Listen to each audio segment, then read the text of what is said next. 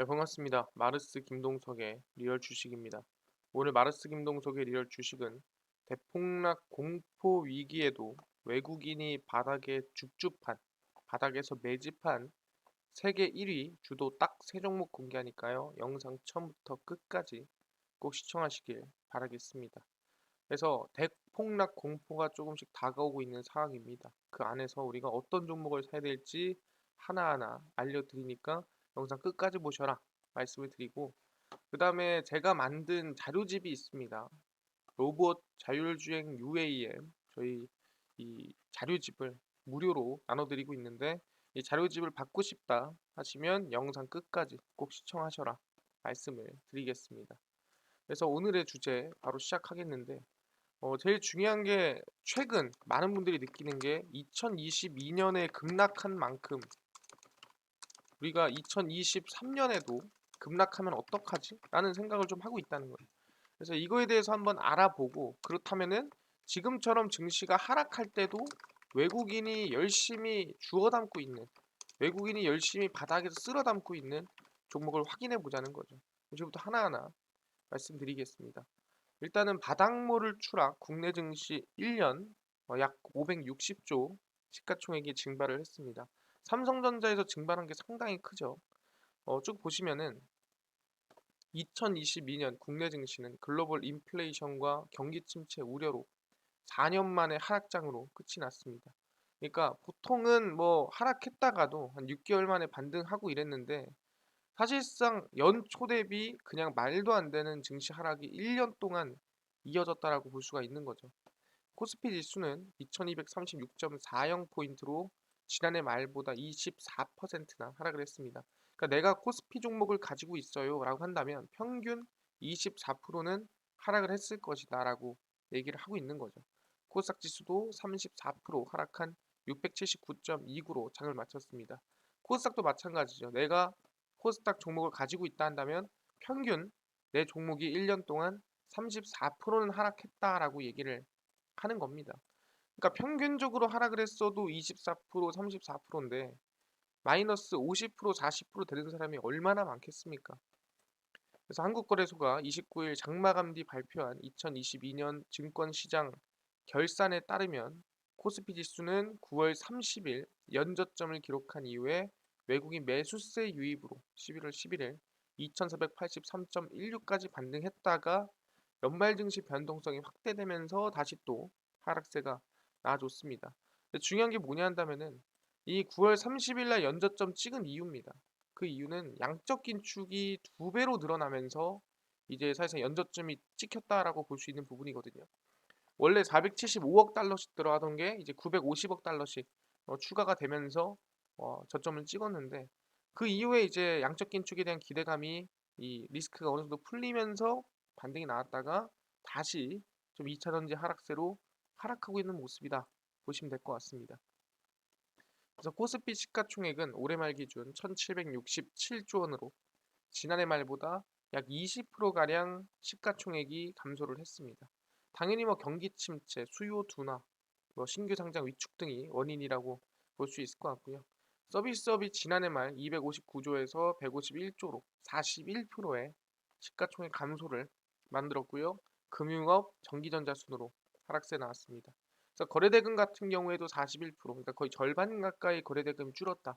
매매하는 사람이 없어졌다. 떠나갔다. 볼 수 있는 상태고요. 글로벌 시장 유동성 축소 및 IPO 감소 등 영향으로 개인 거래가 줄어들면서 거래량이 많이 감소를 했다라는 거예요. 그러니까 주식시장을 떠나간 개인 투자자가 상당히 많다는 소리입니다. 통화 긴축 가속화 등 금리 급등과 경기 침체 우려로 대부분 업종이 부진을 했습니다. 그래서 기술주 및 경기 순환주를 중심으로 낙폭이 확대됐고요. 기술주라 한다면 우리가 흔히 알고 있는 삼성전자죠. 서비스업, 건설업, 전기전자 17개 업종이 다 같이 하락을 했습니다. 그래서 개인은 3년 연속 매수세를 지속을 했고요. 외국인과 기관은 6조 원어치, 11조 원어치를 팔아서 3년 연속 순매도를 이어갔습니다.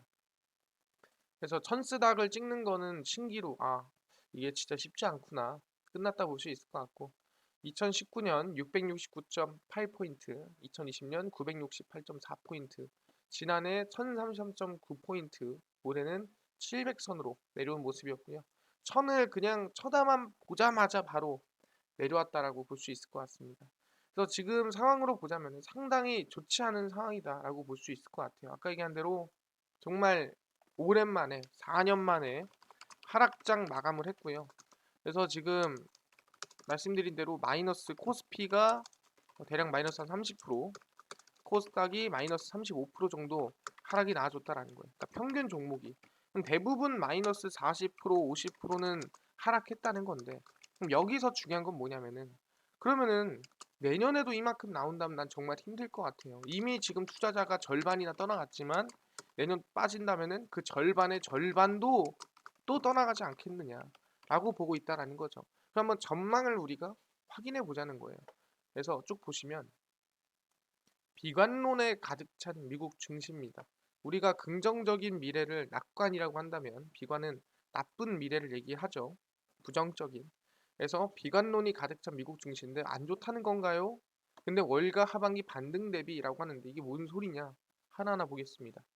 일단은 2022년은 글로벌 투자자들에게는 악몽 같은 해로 기억이 될 것 같습니다.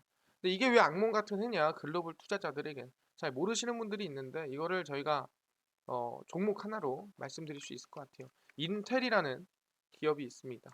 인텔이라는 기업을 2022년 한 해 하락을 보면은 말도 안 되게 끝도 없이 그냥 추세 하락이 이어지는 모습을 확인할 수 있습니다. 그냥 미국 증시를 이 종목 하나로 설명할 수 있어요. 반등 자체가 없었다라고 얘기할 수 있는 거고 그러다 보니까 악몽 같은 한 해였다라고 얘기를 하는 겁니다. 연초만 해도 팬데믹 봉쇄 해제에 대한 기대가 컸지만 통화 긴축이라든가 경기 침체 우려가 갈수록 시장을 좀 지배했습니다. 연초 4,800으로 시작했던 S&P 지수는 한 번도 전고점을 돌파하지 못하고 밑으로 하락하는 모습이었습니다.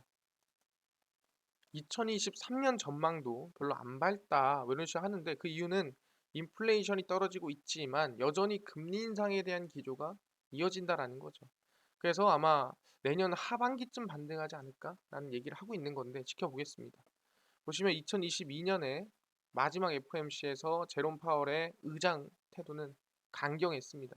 물가 상승률이 2% 목표치를 향해 지속적으로 떨어질 거라는 확신이 들 때까지는 기준금리 인하를 검토하지 않겠다.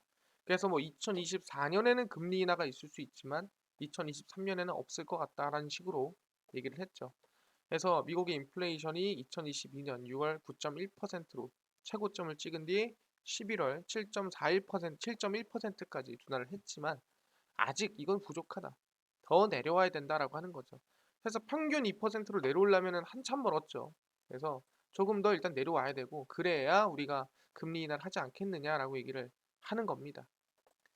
페드 위원 19명의 금리 전망을 취합한 점도표. 이게 뭐냐면 점도표에 대해서 모르시는 분들이 있습니다. 점도표는 야 금리 올릴까 말까를 19명을 대상으로 어떻게 보면 설문조사를 한 거예요. 이때 올리자, 이때 올리자, 이때 올리자, 이때 올리자 해가지고 막 투표를 해놔요. 그럼 그걸 우린 점도표라고 합니다. 그럼 당연히 많은 사람이 투표해 놓은 이 금리 전망에 대한 이 페드 위원이 정말 많은 사람들이 투자해놨다 한다면은 여기다가 찍어놨다 한다면은 여기에 금리 인상이 될 확률 또는 금리 인하할 확률이 높다는 거죠. 그래서 우리는 그 점도표를 보고 어느 정도 예상을 한다는 거예요. 2023년 말 최종금리는 현재 4.5%보다 약 75bp 높은 5.25가 될 것으로 예상을 했습니다. 그러니까 2023년도에 최소 지금부터 0.25포인트를 3번 정도는 올려야 아마 2023년 목표 금리가 되지 않을까 얘기를 하고 있다는 소리죠. 그래서 2023년엔 금리 인하를 기대하지 말라. 지금부터 3번 올렸으면 더 올렸지 내리진 않겠다. 뭐 이런 얘기입니다. 그래서 2023년 미국 성장률을 0.5%로 내다봤고요. 2022년 9월 전망치보다도 낮춰진 느낌이라고 보시면 될 것 같습니다. 뿐만 아니라 유럽도 마찬가지예요. 금리 인상 행보를 지속하고 있고요. 오히려 유럽 같은 경우에는 빅 스텝을 진행을 하고 있는 상태입니다. 그래서 월가는 2023년 경기 증시 전망도 밝지 않다라고 얘기를 했고요. 그 이유는 인플레이션이 바로 안 떨어질 것 같은데 라고 얘기를 하는 겁니다. 일단 대표적인 강세론자였던 마르코 콜라노비치 JP모건 수석 전략가도 이 분위기를 좀 얘기하고 있고요. 2023년엔 기업 실적 하락과 페드의 높아진 최종금리 전망이 주가에 추가로 반영될 것이다. 1분기 또는 2분기에 새로운 저점을 시험할 가능성이 있다라고 얘기를 하고 있습니다. 여기서 중요한 게 뭐냐라고 한다면 증시 페드 피벗 계기로 하반기에는 적어도 반등하지 않겠느냐. 결국에는 상승을 보고 있다는 소리예요. 2023년 하반기에는 상승하지 않겠느냐라고 다들 기대하고 있습니다. S&P 지수는 2023년 말에는 지금보다 최소 25% 뛴 5천선에 달할 것이다. 비관론이 너무 팽배해 있다. 다 안 좋게 본다. 그러다 보니까 오히려 강세상은 이미 시작됐다라고 볼 수 있다라는 거죠. 아, 그렇구나. 너무 비관하다 보니까 사실상 인플레이션도 안 좋고 금리도 오르고 경기도 안 좋고 수요도 둔화되고 안 좋기만 하니까 너무 사람들이 안 좋게 봐요. 그러니까 오히려 지금부터 시작이다 라고 얘기를 하는 거죠. 그래서 폴슨 전략가는 장기 국채 금리가 새 저점을 찍고 있는 데다 달러 역시 약세로 전환했다. 머지않아 금리 인상을 중단하면 분위기가 확 바뀔 것이다. 마이클 하트넷 뱅크 오브 아메리카 수석 전략가는 증시가 상반기 중 약세를 보이다가 하반기에 강세로 전환할 것이라는 게 기본 가정이다. 결국엔 올라간다. 토니 드와이어 캐너코드 제뉴어티 전략가는 2023년에 경기 침체가 불가피하다라고 했지만 하반기에는 올라갈 것이다 라고 얘기를 하고 있는 거죠.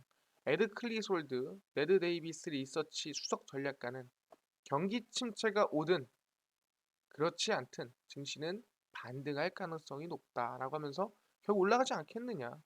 거시경제 역풍이 여전하지만 사이클상 위험 자산이 다시 오를 시점이 왔다라고 얘기를 하고 있습니다. 그래서 아마 S&P 지수가 4,300에 달할 것으로 봤다라고 하는 거죠. 그래서 데이비드 코스틴 골드만삭스 수석 전략가도 2023년 침체를 맞으면서 지수가 3,750까지 하락하겠지만 4,000선까지 반등할 것이다. 그래서 사실상 지금 보면은 오히려 긍정적으로 오히려 낙관적으로 보는 사람이 상당히 많다라는 거죠. 그러니까 우리가 지금 많은 사람들이 너무 비관적이라는 거예요. 과도하게 비관적이다. 그러다 보니까 오히려 우리는 내년을 낙관적으로 봐도 된다라는 이 전략가 또는 이 월가의 시선들이 많다라는 거죠. 사람들은 비관적인 시선만 가지고 오다 보니까 오히려 비관적인 건가라고 생각을 한다라는 거예요. 오케이, 알겠습니다. 그럼 얘기하는 게 이런 사람도 알겠는데 좀 유명한 투자가는 없나요? 그래서 얘기하는 게 제레미 시걸이라는 유명한 투자가가 있습니다. 바로 보시면 제레미 시걸이고요. 미국 증시 내년 상반기에만 얼마 20% 이상 오를 것이다라고 얘기를 하고 있죠. 보시면은 미국 증시 연말 산타랠리에 대한 기대감이 사라지고 있는 가운데 월가 강세론자로 꼽히는 제레미 시걸 와튼 스쿨 교수가 상승 시나리오를 제시해줬습니다. 제레미 시걸은 사실상 파월이랑 사이가 좀 안 좋습니다. 그래서 보통 파월의 반대로 얘기하는 편이 강한데 미국 연방준비제도가 인플레이션과의 긴 싸움을 끝내고 내년에는 통화정책 피벗에 나설 것이다라고 얘기를 하고 있습니다. 그러니까 말 그대로 금리 인상을 바꿔서 이제는 멈추고 인하로 내년에 바뀌지 않겠느냐 얘기를 하는 겁니다. 그래서 상반기에만 최대 20% 이상 급등할 것이다라고 언급을 하고 있고요. 그래서 제레미 시걸 교수는 위즈 덤트리 주간 논평을 통해 각종 악재에도 불구하고 미국 증시 전망이 여전히 밝다. 대부분의 월가 애널리스트들이 미국 증시가 내년 하반기에나 반등할 것으로 예상하고 있지만 그게 바로 이 기사죠. 네, 방금 전에 얘기했던 폴슨 전략가, 뭐 마이클 하트넷, 뱅크 오브 아메리카, 뭐 토니 드와이어 아니면 등등 전부 다 내년 하반기나 아니면은 내년 한 상반기에서 하반기 넘어가는 시기에 올라가지 않겠느냐라고 얘기를 했습니다. 네, 그들의 의견에 동의하지 않는다. 미국 증시가 내년 상반기에 급등할 것으로 보고 있다. 얘기를 합니다. 최근 고점에 도달한 이후 꾸준히 하락하고 있는 인플레이션이 내년에도 완화될 경우 연준이 공격적인 통화 정책을 전환할 거고 내년 연말에는 기준금리를 2에서 3% 사이로 낮추게 될 것이다. 그러니까 지금 4.5인데 여기서 올렸다가 내린다고 한다면 거의 3%를 내리까는 거고요. 안 올렸다 내리까도 2%는 내리깐다는 소리예요. 그러니까 2%든 3%든 금리를 내년에 내리깔 가능성이 높습니다라고 현재 이 제리미 시걸 마틴 스컬 교수가 얘기를 한 거죠. 내년 증시 최대 악재로 꼽히는 기업 실적 둔화 리스크에 대해서는 걱정할 필요가 없다. 연준의 고강도 긴축 여파로 미국 경제가 내년에 침체 국면에 진입하더라도 시장 관계자들의 우려보다는 기업 실적이 그래도 잘 버텨줄 거다라고 얘기를 하고 있는 상태입니다. 그래서 오히려 내년이 좋을 거다. 걱정하지 마라. 라고 제레미 시걸이 얘기하고 있습니다. 제레미 시걸은 정말 글로벌적인 대단한 투자 전략가라고 생각하시면 될 것 같아요. 그래서 아 그렇구나. 사실상 내년 뭐 상반기도 나쁘지 않을 것 같고 하반기도 나쁘지 않게 보는 거 보면 우리가 크게 걱정할 필요 있을까? 라는 거고 그럼 오히려 지금 이 시기에 외국인이 열심히 순매수하는 종목이 있다라고 한다면 여러분들이 집중을 해야 된다라는 거죠. 그게 뭐냐라고 물어본다면은 이제 결론만 짚고 가겠습니다. 하나 에어로스페이스입니다. 하나 에어로스페이스가 현재 이 순매수가 엄청나게 들어와주고 있다는 건데 맞습니까? 예, 맞습니다.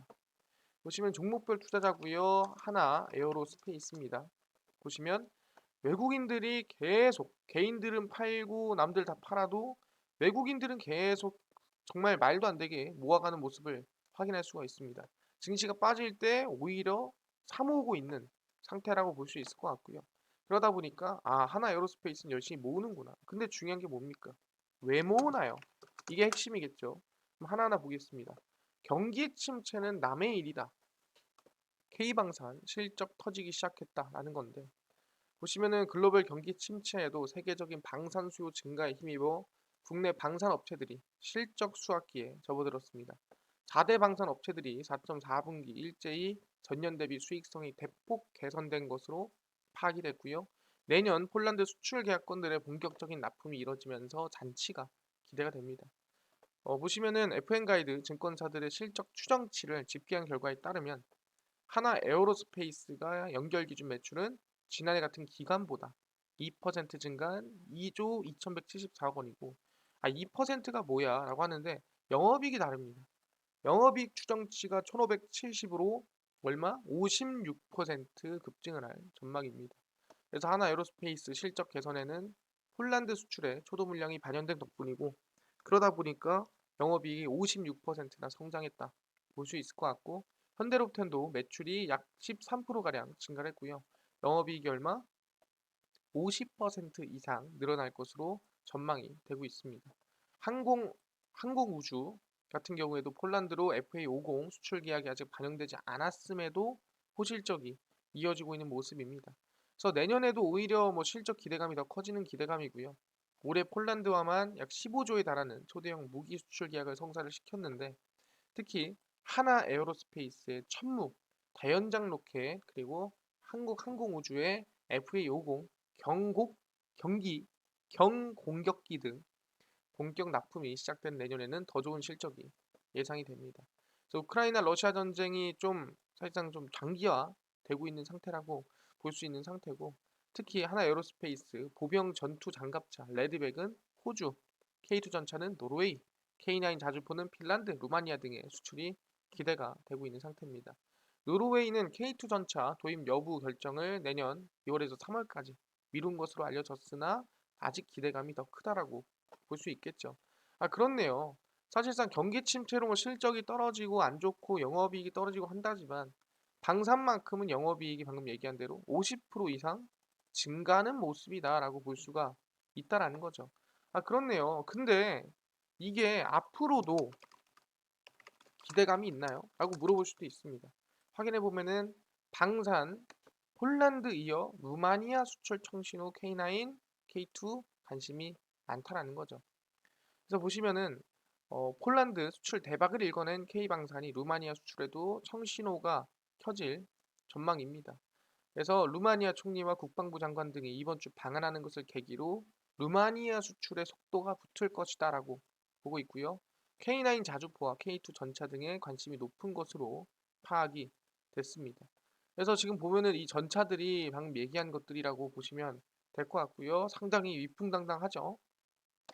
그래서 루마니아 현지 매체 등에 따르면 니콜라의 치우카 총리를 비롯해 안젤 필바르 국방부 장관, 플로린 마리안 스퍼타로 경제부 장관, 마르첼 치올라쿠 하원 의장 등 한국을 20일에서 24일에 찾았고 김진표 국회의장이 이번 루마니아를 방문한 것에 대한 담례 성격으로 루마니아 주요 인사들과 K방산과 원전 수출 외교전을 펼쳤습니다.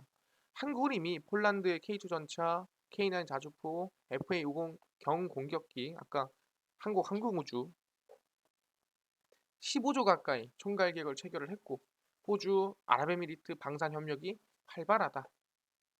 우리 기술력 대단하다. 이렇게 얘기를 했습니다.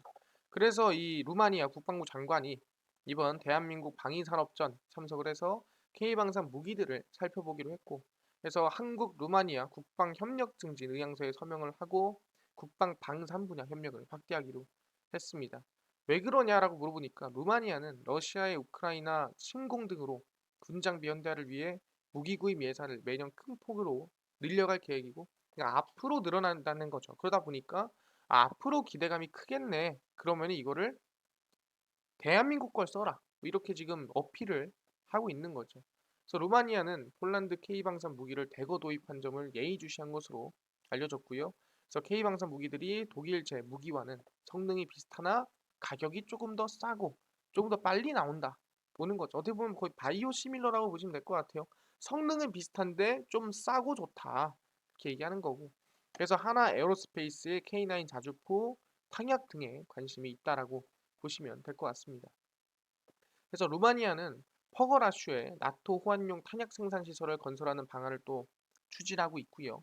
그래서 아마 파나나 아니면 풍산이 이 생산 시설을 건설하는데 충분히 가능하지 않을까 기대감이 가지고 있는 상태입니다. 그래서 지금 뭐다? 루마니아에도 수출을 준비하고 있는 게 대한민국이다라고 보시면 될 것 같습니다. 아, 그렇네요. 기대감이 있네요. 루마니아에도 폴란드에 이어서 방산 수출을 기대하고 있는 상태다. 근데 특히 보다 그 핵심이 하나 에어로 스페이스다라고 얘기를 하고 있는 거죠. 김동관 주도 하나 에어로스페이스, K방산, K항공우주 새 시대 준비 중이다라고 얘기를 하고 있습니다. 이게 뭐냐면은 아까 얘기했던 천무입니다. 하나에서 만든 하나 디펜스의 다연장 로켓이고요. 이게 보이시죠? 여기서 이제 미친 듯이 미사일이 날아간다 생각하면 되고, 이 천무가 이제 하나의 역작이다 생각하시면 됩니다. 하나 에어로스페이스가 대우조선 해양의 세준이 되면서 관심을 끌고 있고요. 지상에서부터 항공우주까지 이르는 다양한 스펙트럼의 성장세인 한국의 방위 산업을 주도하고 있습니다. 하나 에어로스페이스는 정부가 주도하는 방산 강국 구상의 중심에 서 있고요. 이번 방위 산업을 강조하면서 미국, 러시아, 프랑스에 이어 세계 4대 방산 수출국 진입으로 방위 산업 전략을 사업화하겠다 언급을 했습니다. 그래서 쭉 내려가면은 스톡홀름 국제평화연구소 최신 보고서에 따르면 세계 100대 방산 기업의 4개의 한국 방산업체가 이름을 올렸고요. 그 두 곳은 하나 에어로스페이스였습니다. 그래서 하나 에어로스페이스 매출액 같은 경우에도 계속 증가하는 상태고, 아까 얘기한 영업이익은 50% 이상 증가를 했죠. 여기에 지주사 하나가 방산 분야에 약 1조 6천억 원의 매출을 기록하면서 82위를 차지를 했습니다. 그래서 아마 하나와 하나 에어로스페이스가 합치면 사실상 매출액은 약 38억 원, 이 8억 달러에 달한다라고 보시면 될 것 같고, 38억 달러라고 한다면 총 하면은 뭐 거의 5조 가까이 된다라고 생각하시면 될 것 같습니다. 자, 방산 매출이 전 세계적으로 상당히 높구나. 대한민국이 그것도 하나만 쳤을 때입니다. 지난해 한국의 4개 방산업체가 기록한 9조 3천억 원의 매출 중 하나가 53%, 그러니까 거의 5조가 넘는다라고 생각하시면 될 것 같습니다. 그래서 LIG 넥슨은 15억 9천만 달러 매출을 기록하면서 71위에 자리를 했고요. 한국항공우주가 18억 달러로 65위를 차지를 했습니다. 그래서 하나 에어로스페이스와 LIG 넥스원의 해외 판매가 늘어났고, 팬데믹 중에서도, 그러니까 경기 침체나 안 좋은 상황에서도 계속 늘어났고, 사실 러시아 우크라이나 영향도 좀 있었다라고 보고 있는 거죠. 이번에 폴란드 수출 계약금만 11조 8천억 원에 따른다. 말도 안 되는 정도로 돈을 많이 받았다 얘기하는 거고, 무기 수출 규모가 150억 달러 이상일 것으로 추정이 된다 얘기를 하고 있습니다. 아까 얘기한 대로 하나 에어로스페이스는 폴란드 군비청과 230mm급 다연장 로켓 천무를 수출하는, 천무가 뭐라고요? 예, 이게 천무죠. 보이시죠? 예, 이게 천무고요. 이 천무를 수출하는 계약을 맺었다라고 생각하시면 될 것 같습니다. 그래서 총 24조 원 역대 최고를 이 수주를 기록을 했다라고 보시면 될 것 같습니다. 그래서 방산 매출은 계속 상승 곡선을 그리고 있고요. 세계 무기 시장이 2012년에서 2016년에는 점유율이 약 1%밖에 안 됐다. 하지만 2017, 2021에는 대략 2.8%. 그러니까 거의 뭐 3배 가까이 성장했다라고 볼 수 있는 상태고요. 특히 2021년 매출 기준으로 방위 산업 점유율을 보면은 미국이 51, 중국이 18, 영국이 68, 프랑스가 4.9입니다. 한국이 조금씩 키워나가고 있다라고 보시면 될 것 같고요. 그래서 쭉 내려가면은 우리 후계자 김동관 그룹 지배구조 재편의 핵심이다. 김동관 부회장은 하나에어스페이스의 선장 역할을 맡고 있고요. 한국의 방산과 항공우주를 주도적으로 개척해 나가고 있는 모습입니다. 그래서 아마 실질적인 리더를 하면서 지금 이 구조를 재편해 나가고 있는 상태고, 그래서 아마 충분히 이 방산이라든가 기대감을 계속 키워갈 수 있지 않을까 볼 수 있을 것 같습니다. 그래서 뭐라고요? 이번에 하나 에어로스페이스가 앞으로 꾸준한 성장이나 기대감이 만들어지고 있구나 확인할 수가 있다라는 거죠. 알겠어요. 근데 뭐 다른 이슈는 없나요? 뭐 내년에도 뭐가 있어야 되는 거 아닙니까? 그래서 내년에 무슨 이슈가 있냐? 내년에 우리 방산 사업의 거의 50%를 차지하고 있는 게 미국이라고 했죠. 그 미국에서 FCT 팀 내년 2월에 방한을 합니다. 그래서 K방산 신기술을 검증하러 온다라고 보시면 될 것 같고요. 여기서 뭐 K방산 최고예요라고 한마디만 해줘도 기대감이 있겠죠. 보시면은 국방부 당국자들이 내년 그러니까 2023년 2월입니다.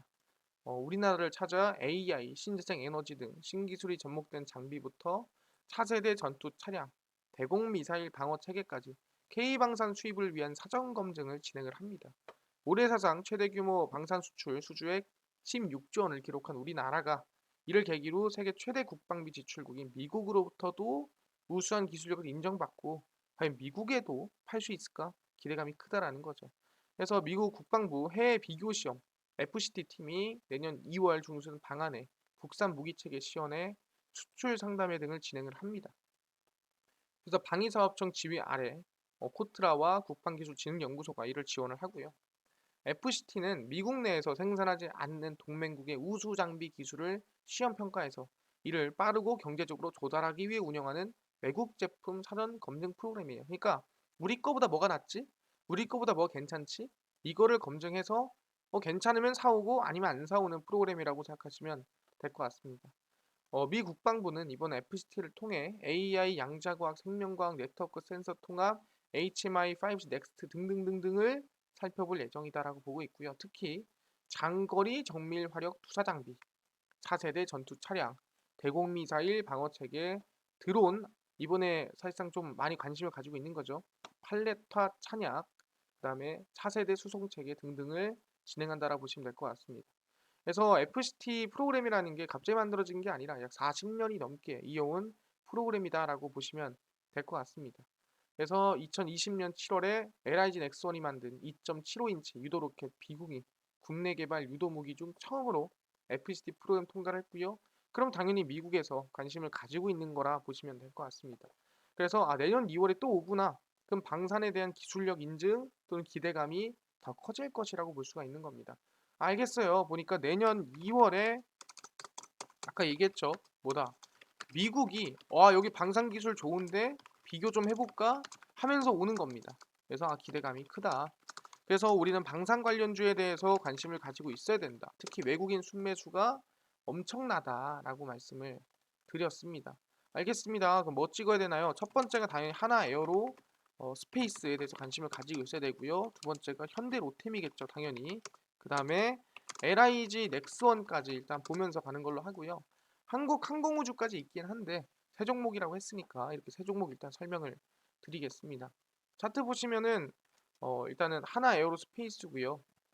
보시면 주가가 급등이 나온 이후에 상당히 바닥 추세, 상승 추세, 이 어떻게 보면은 깃발 모양으로 만들어지고 있는 모습입니다. 이럴 때 보통 추세 전환이 만들어지면 큰 상승이 만들어지는데 지금 너무 높은 거 아닌가요? 라고 물어볼 수도 있어요. 근데 이거를 뒤로 쭉 당겨 보면은 그렇게 높은 구간은 아니다. 고점 대비해서 본다고 한다면 이제 막 절반에서 왔다 갔다 하는 그런 구간이지 않느냐라고 얘기를 하는 거죠. 그렇기 때문에 긍정적인 구간이다라고 말씀을 드리는 부분이고요. 두 번째는 현대 로템입니다. 오히려 현대 로템 자체가 조금 최근 들어서 상승 구간이라 볼 수 있긴 한데 그래도 고점 대비해서 보면은 뭐 중간 언저리 있는 부분이니까 나쁘지 않게 보는 게 좋지 않을까 말씀을 드리겠습니다. 마지막이 LIG 넥스원이고요. 오히려 LIG 넥스원이 가장 고점 부근에 있지 않나 보고 있고요. 전 뒤로 당겨봐도 사실상 저점이 아니라 고점 부근입니다. 그래서 바닥에서 추세 전환하는 모습이 긍정적이다 보니까 관심을 좀 가지고 있어야 된다라고 말씀을 드리겠습니다. 알겠습니다. 방사는 경기 침체와 관계없이 성장세, 어, 우상향세 기대감이 크다 볼 수 있을 것 같고요. 그러면은 이것도 중요한데 아까 전에 초반에 UAM 자율주행 로봇 시장 전망부터 관련주까지 정리한 자료집을 100% 무료로 나눠준다고 하셨는데 어디서 받을 수 있나요? 라고 물어보신 분들이 있을 거예요. 왜냐하면 이거거든요. 자율주행 로봇 UAM 이 자료집을 저희가 무료로 나눠드린다고 말씀드렸는데 어디서 받을 수 있나요? 그뿐만 아니라 당일 급등이 예상되는 단타 종목이라든가 아니면은 어, 당일 장 시작 전에 급등이 기대되는 이슈라든가 뉴스를 무료로 정리해준다라든가 테마주라든가 매매법 강의를 좀 무료로 나눠주세요 하시는 분들이 있어서 김동석 대표가 100% 무료로 모두 나눠드리고 있습니다. 어디서? 바로 김동석의 리얼 주식 연구소라는 100% 무료 어플이고요.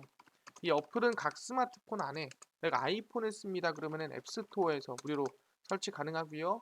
갤럭시를 씁니다. 그럼 구글 플레이나 플레이 스토어에서 무료로 설치가 가능합니다.